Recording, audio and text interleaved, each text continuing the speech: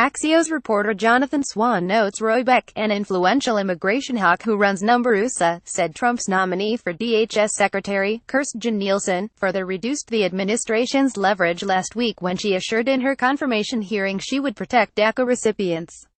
"This doesn't strike me as being from the Art of Negotiations book, does it?" Beck told me. In her confirmation hearing last week, Nielsen confirmed her pro-amnesty, mass immigration views by saying that it is the United States' responsibility to legalize DACA illegal aliens. "I believe that we must and we owe it to them to find a permanent solution," she said of passing a DACA amnesty that could potentially lead to a chain migration of 9.9 million to 19 million foreign nationals pouring into the U.S. legally. "It's no way to expect anyone to live a month or 2 months at a time," said Nielsen, even though the DACA work permits each last for 2 years. At the same hearing, Sen. Kamala Harris DCA pushed Nielsen to allow more illegals to enroll in the program, even though Attorney General Jeff Sessions announced that the DACA program's award of residency and work permits to nearly 800,000 beneficiaries would expire in March 2018. Sessions also ended further enrollment in the program, which was widely expected to be struck down by the federal courts. Harris and Nielsen's exchange went as follows: Harris: "Thank you.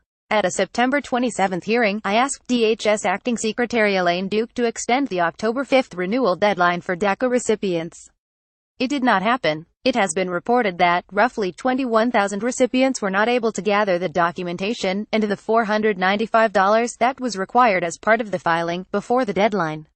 If confirmed, will you reopen the application process and allow these individuals the opportunity to renew their status?" Nielsen: "I would commit to you to look into it. I'm not familiar with the specific numbers, but if there are extenuating circumstances that we should take into consideration, I would look into those and talk with you further." Emphasis added Harris: "I would urge you that part of the extenuating circumstances that should be taken into account is a national survey that found 57% of Americans say that right now they do not have the ability to pay $500 of an unexpected bill."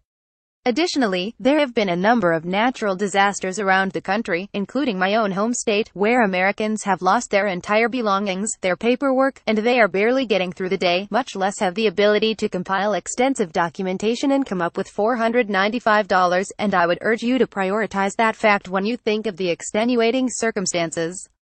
Nielsen: "Yes, ma'am." Since Breitbart News reporting on Nielsen's concessions to amnesty and reopening DACA, 2 clear violations of Trump's 70-point list of pro-American immigration principles, Rep. Steve King Rhea has called on the DHS nominee to disqualify herself from the position. Based upon the information in this article, Kirstjen Nielsen has disqualified herself from leading the Department of Homeland Security, King wrote on Twitter, Breitbart News reported.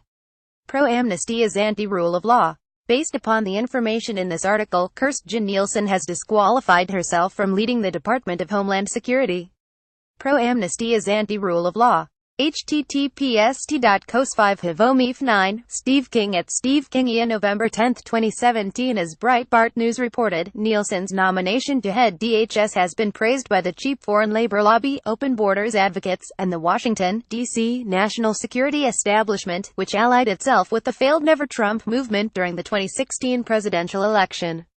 In a pre-hearing questionnaire obtained by Breitbart News, Nielsen explained how she would be ready to work with Congress on a plan to give amnesty to the nearly 800,000 DACA illegal aliens in the U.S. Likewise, Nielsen chaired a committee at the World Economic Forum that promoted mass immigration to Europe and the U.S., claiming Western nations did not have a choice and needed to accept millions of migrants.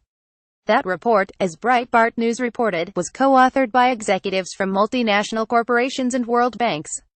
Additionally, Breitbart News reported on Nielsen's involvement with the Bush administration's response to Hurricane Katrina in 2005, when more than 30,000 illegal aliens and foreign workers were able to come to the U.S. to take American blue-collar jobs which those devastated by the natural disaster had hoped to get. Following Hurricane Katrina, 1.5 million Americans were displaced by the storm, and easing of labor laws by the Bush administration left many looking for work outside of the Gulf Coast because illegal aliens and foreign workers quickly dominated the cleanup effort. John Binder is a reporter for Breitbart News. Follow him on Twitter at @JohnBinder.